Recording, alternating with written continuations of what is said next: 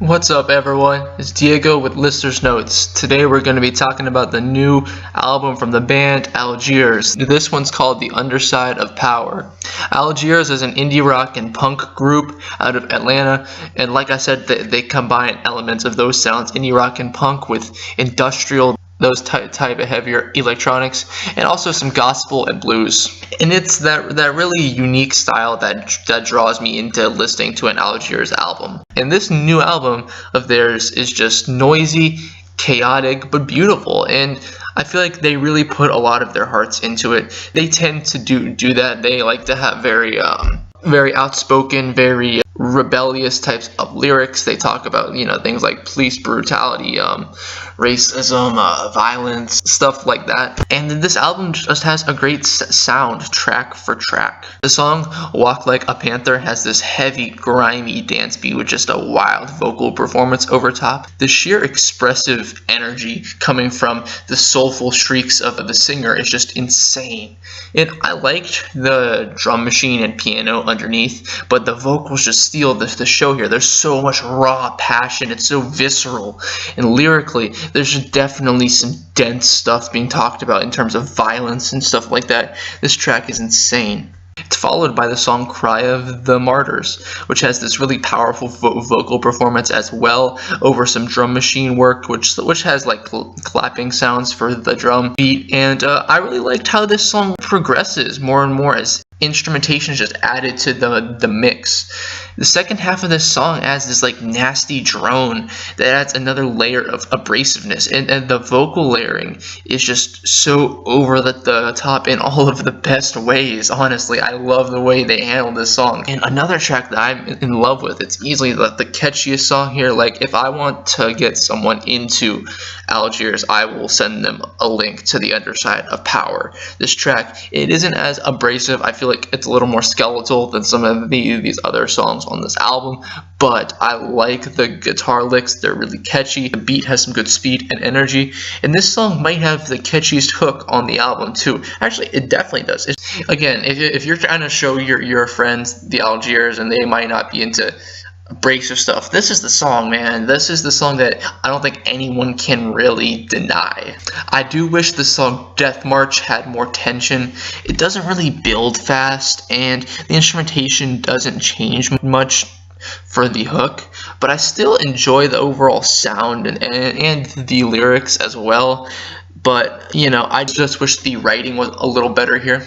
And the following track, A Murmur, A Sign, isn't really more than just an instrumental track with some vocal snippets. So again, it doesn't really blow me away. But, every song on this album has an interesting sound. It's up to them to put some good progression or some good writing, because if you don't do that, even though this song has a strong bass, eventually it's going to get stale, and that's kind of what happened. But still, great songs like, and I'm going to mispronounce this by the way, but great songs like Meme Ryu, I don't know, come in with just a great overall sound. This track has some nice piano and background vocals. The song Cleveland comes in with this high octane drum machine with just some booming vocals, and it features some of the most biting lyrics about police brutality and racism. This track, I think in attitude, this track is incredibly punk.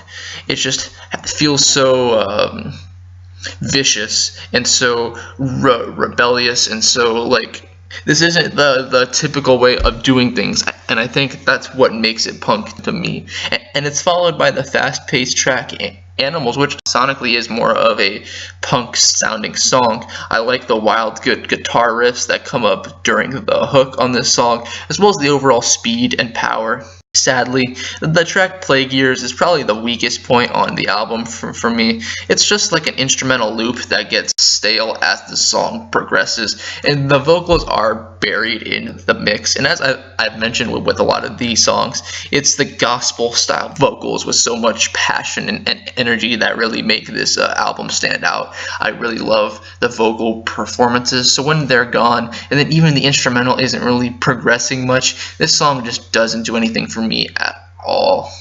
It just doesn't have the same wild energy or the same experimentation that a lot of these other songs have. The only thing that I did enjoy is there's this like synth arpeggio that bites through the mix on that song, but it doesn't save it by any means. However, this album does close strong with the last few tracks, and to be honest, I love this album. It's not perfect. It has a few weak tracks in my opinion, and it's definitely not gonna be like a #1 album for me, but there's enough great songs, there's enough of a good sound, there's enough personality here for me to just say that I love this thing and for me to want to listen to it again and again.